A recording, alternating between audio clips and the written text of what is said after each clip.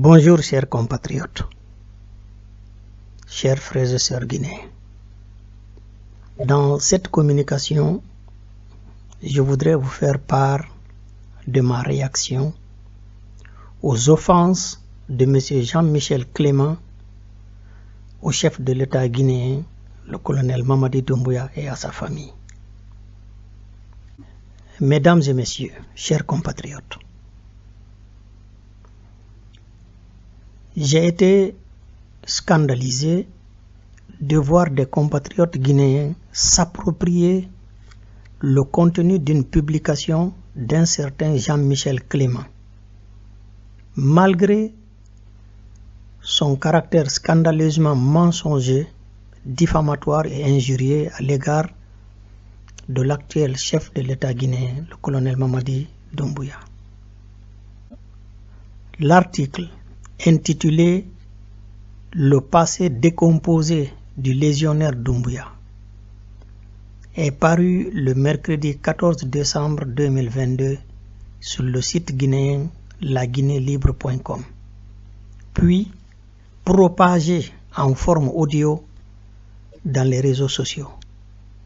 L'auteur, qui n'est pas guinéen, nous apprend dans cet article que depuis le 5 septembre 2021, notre pays est tombé dans le pire scénario imaginable, faisant allusion à la chute du dictateur putschiste constitutionnel Alpha Condé et la prise du pouvoir par le CNRD dirigé par le colonel Mamadi Doumbouya. Car, selon lui, l'ex-légionnaire Mamadi Doumbouya, qui s'est installé au palais Mohamed V, s'avère comme le moins instruit des présidents guinéens et le plus brutal d'entre eux. Par ailleurs, l'auteur français Jean-Michel Clément fait des insinuations selon lesquelles Mamadi Doumbouya ne serait ni noble, ni instruit, ni issu d'une famille riche ou grande. Je cite ici un passage de son texte. Je cite: « Tellement cet homme est animé d'une soif de revanche à prendre sur la vie, au point d'aimer humilier systématiquement les individus qu'il enviait, les gens nobles, les personnes instruites, riches ou issus de grandes familles. » Fin de citation. Dans un autre passage, il dit, je cite, « Ce fils de Hadja Manjula Silla est d'un ancien syndicaliste, loueur de places de voitures à la gare routière de la ville, descend d'une famille modeste de Banankoroda à Kankan.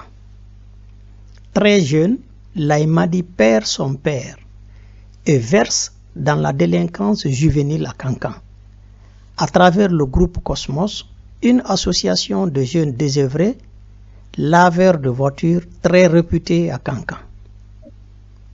Le jeune homme vit de rapine et fait les 400 coups avant d'arriver en Europe dans les années 2000, d'abord aux Pays-Bas, où il croise un ami du nom de Bakala, très connu dans le trafic de drogue dans ce pays. Fin de citation. Je suis scandalisé. Je suis scandalisé. Monsieur Jean-Michel Clément serait-il un des mercenaires de la plume du dictateur déçu et vieux aigri Alpha Condé? En effet, on a beau détester Mamadi Doumbouya, mais il est intellectuellement malhonnête et humainement indigne de travestir son histoire et ne pas reconnaître son parcours louable et exemplaire pour la jeunesse africaine. En effet, venons-en à sa famille. Parlons de sa famille. Monsieur Jean-Michel Clément ne dit pas la vérité quand il affirme que Mamadi Doumbouya est le fils d'un ancien syndicaliste, loueur de places de voitures à la gare routière de la ville de Kankan. Il parle certainement du beau-frère et second époux de Hadja Manjula Sylla, après le décès du père de l'actuel chef d'État, qui s'appelait Kerfala Doumbouya. Le père de Mamadi Doumbouya était un chauffeur et propriétaire d'un camion Gilles 130. Il était dans le commerce de carburant entre Kankan et Banankoro. La maman de Mamadi Doumbouya, Hadja Manjula Sylla, quant à elle, est une des Moussokun Saba de Kankan, que l'on chante dans les Mamaya. C'est-à-dire, elle est une des 3 femmes les plus célèbres et respectées de Kankan. La grandeur de la maman de Doumbouya ne vient pas de l'ascension du colonel Doumbouya au pouvoir en Guinée. Cela est vérifiable. Hadja Manjula est une brave, puissante et très humaniste dame qui importait ses marchandises de la Côte d'Ivoire à Kankan, passant par Senko. Par ailleurs, le richissime Laïloun Seni, qui fut un des premiers à envoyer des camions à Kankan, était le frère de lait de Hadja Manjula Sylla, mère de Laïmadi. Non, le colonel Doumbouya n'est pas issu d'une famille misérable et insignifiante. Il n'est donc pas honnête de faire croire que le jeune Laïmadi, en perdant son père, a basculé dans la délinquance juvénile à Kankan, vivant de lavage de voitures et de vol, comme M. Clément l'affirme dans son texte, ici. Pourquoi un jeune bandit qui a l'indécence de voler se donnerait-il la peine de laver des voitures pour se faire de l'argent? Autant voler alors les voitures que de les laver pour des jetons, n'est-ce pas? À propos du lavage des voitures, la plupart des enfants sérieux de Banankoroda, quartier au bord du fleuve Milo, et où se trouve la gare voiture de Kankan, font ce petit boulot pour se faire des sous. Vu la proximité de leur quartier avec la gare voiture et le fleuve, les voitures qui arrivent, venant généralement des voyages, sont très sales, comme nous le savons en Guinée. On les envoie alors au fleuve, derrière la gare voiture, pour les laver. Et les enfants font ce petit boulot pour gagner des sous. C'est ce que font la plupart des enfants de Banankoroda. Et ce sont des enfants sérieux qui font cela, pas les délinquants qui préfèrent voler naturellement. Alors, si Laïmadi, qui a grandi dans ce milieu, a eu à laver des voitures comme tous les enfants sérieux de ce quartier, on ne peut que les en féliciter, pas les dénigrer si on est responsable. Parlons du personnage lui-même de Mamadi Doumbouya. Je relève dans l'article de M. Jean-Michel Clément une volonté manifeste de salir la réputation du colonel Mamadi Doumbouya en disant que ce dernier a croisé aux Pays-Bas un ami de nom de Bakala qui serait très connu dans le trafic de drogue dans ce pays. Et alors,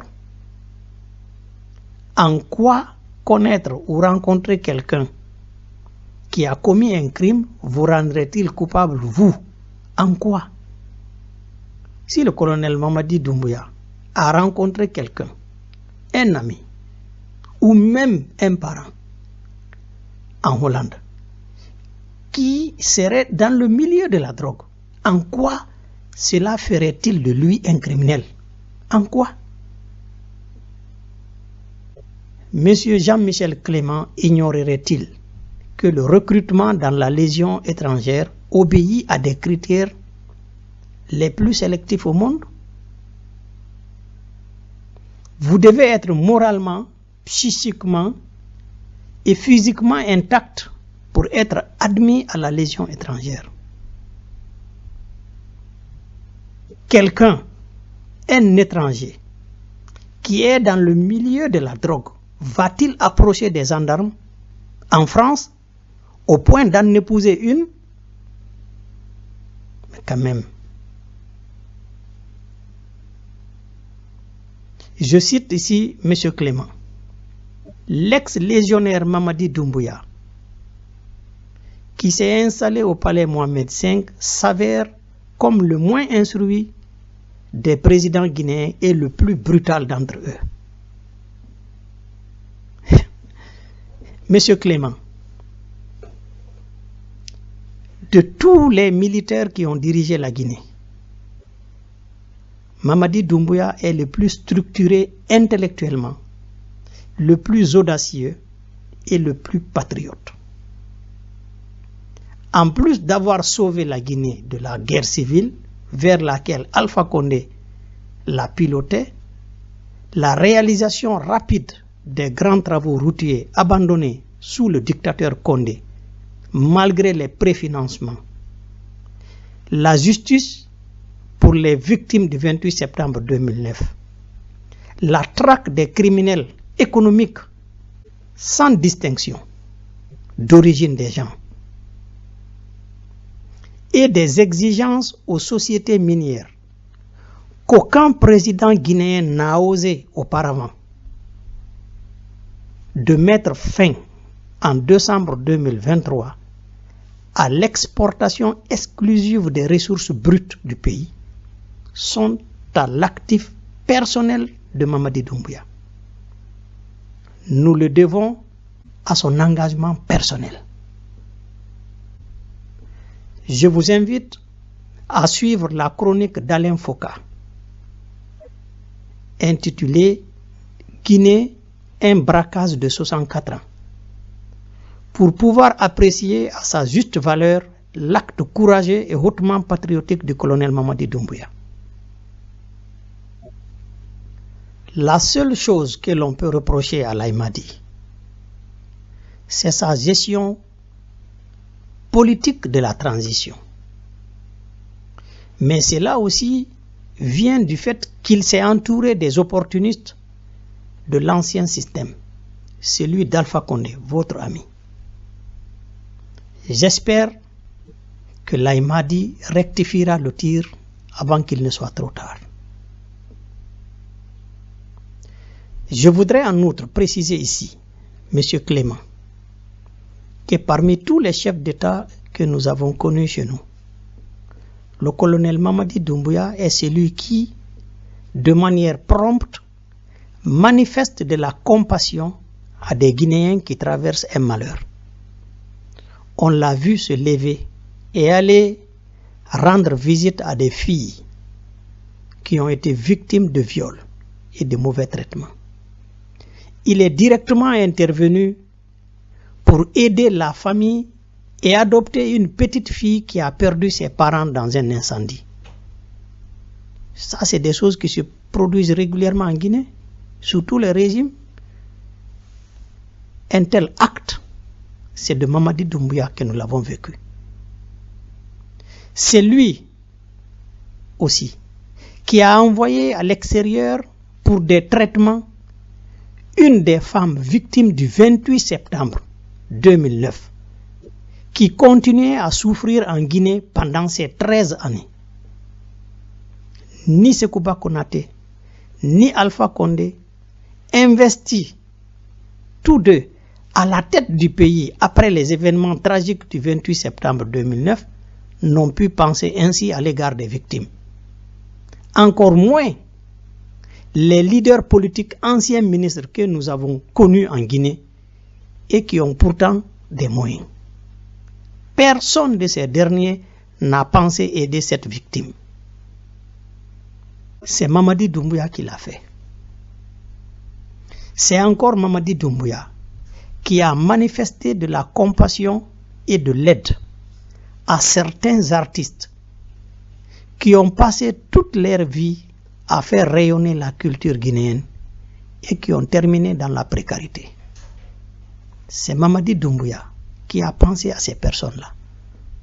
Alors, pour moi, le président le plus humaniste que nous avons connu, c'est lui, Laye-Madi, quand on s'en tient aux faits. Et comme dit, la seule chose que l'on peut reprocher à Mamadi Doumbouya, c'est sa gestion politique de la transition. Et j'espère qu'il rectifiera le tir avant qu'il ne soit trop tard. Car si son autorité d'aujourd'hui vient de la crainte ou de la peur que les gens ont devant lui, il doit se rappeler que sa personnalité de demain dépendra de l'estime et du soutien qu'ils auront pour lui à la fin de cette transition. Je ne souhaite pas que Mamadi Doumbouya termine comme Moussa Dadis, Sekouba Konaté ou bien Amadou Haya Sanogo du Mali. Car le pouvoir trompe, surtout celui d'une transition de nos jours. Il est très éphémère en réalité et on est souvent rattrapé par ses actes du moment où on était le plus fort. Et M. Clément, de tous les dirigeants,